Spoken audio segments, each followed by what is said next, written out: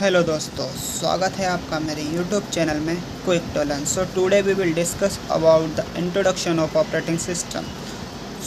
आज हम पढ़ने वाले हैं कि ऑपरेटिंग सिस्टम क्या होता है। So an operating system is a system software that manage and controls the computer hardware and provide a platform for running application software.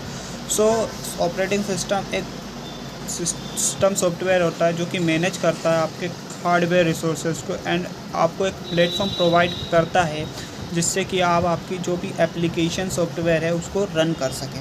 तो it is a crucial computer components of any computers whether it's a personal computer servers smart computer और embedded device.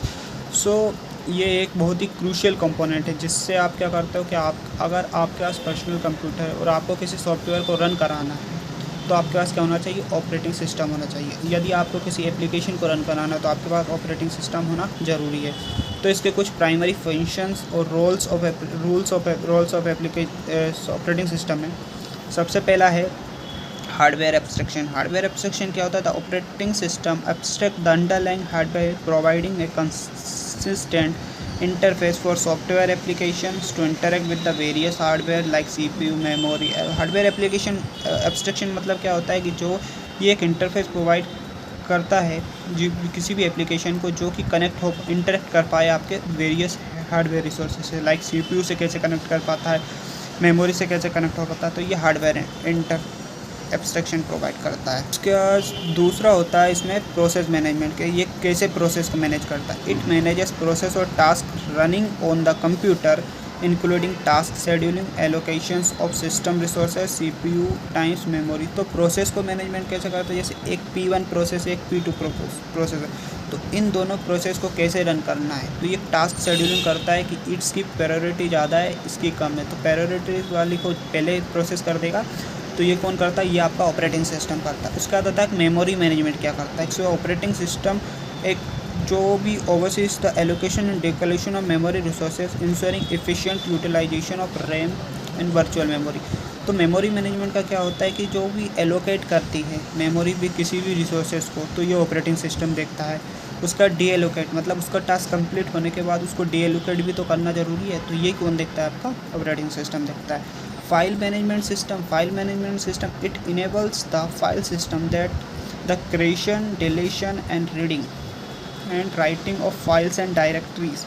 So it's organize the security and organization of data on storage device। तो file system management फिर कौन करता है? आपका operating system करता है। Operating system कैसे करता है कि किस फाइल को क्रिएट करना है, डिलीट करना है और रीड करना है या राइट करना है, और जो भी directories as well as the files को कैसे ऑर्गेनाइज करना है। तो इसका काम भी कौन देखता है? इसका काम भी आपका देखता है क्या? Operating system. इसके बाद आता है डिवाइस मैनेजमेंट। सो डिवाइस मैनेजमेंट कैसे होता है ऑपरेटिंग सिस्टम के द्वारा कि the operating system handle the communication between the hardware and software devices. तो डिवाइस मैनेजमेंट को क्या करता है कि जो भी आपका ऑपरेटिंग सिस्टम वो हैंडल करता है, कम्युनिकेट प्रोवाइड करता है कि हार्डवेयर कैसे कम्युनिकेट करेगा सॉफ्टवेयर से। तो ये काम भी कौन देखता है? आपका ये देखता है आपका डिवाइस मैनेजमेंट मतलब ऑपरेटिंग सिस्टम। यूज़र इंटरफेस क्या होता है कि जो बहुत सारे ऑपरेटिंग सिस्टम होते हैं जो कि एक यूज़र फ्रेंडली इन्वायरमेंट प्रोवाइड करते हैं जिसमें यूज़र इंटरेक्ट कर सकता है, किससे? कंप्यूटर से कर सकता है through GUI graphical user interface और the command line interface CLI के द्वारा क्या इंटरेक्ट कर सकता है ऑपरेटिंग सिस्टम से।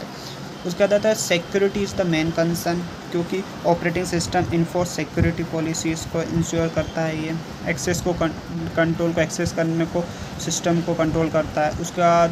उसके बाद ये प्रोटेक्ट करता है किसी अनऑथराइज यूज़र एक्सेस ना कर पाए, और मैलिशियस सॉफ्टवेयर को भी कौन हैंडल करता है? ऑपरेटिंग सिस्टम करता है। उसका नेटवर्किंग भी आपका कौन करता है? Operating system. उसके बाद एरर हैंडलिंग भी आपका कौन करता है? ऑपरेटिंग सिस्टम की कोई भी सिस्टम में डाटा लूज़ तो ना हुआ, किसी भी एक्सेप्शन आए हो तो ये सब काम कौन करता है? आपका ऑपरेटिंग सिस्टम करता है। So thank you guys. अगर आपको ये वीडियो अच्छा लगा हो तो मेरे चैनल को सब्सक्राइब करें।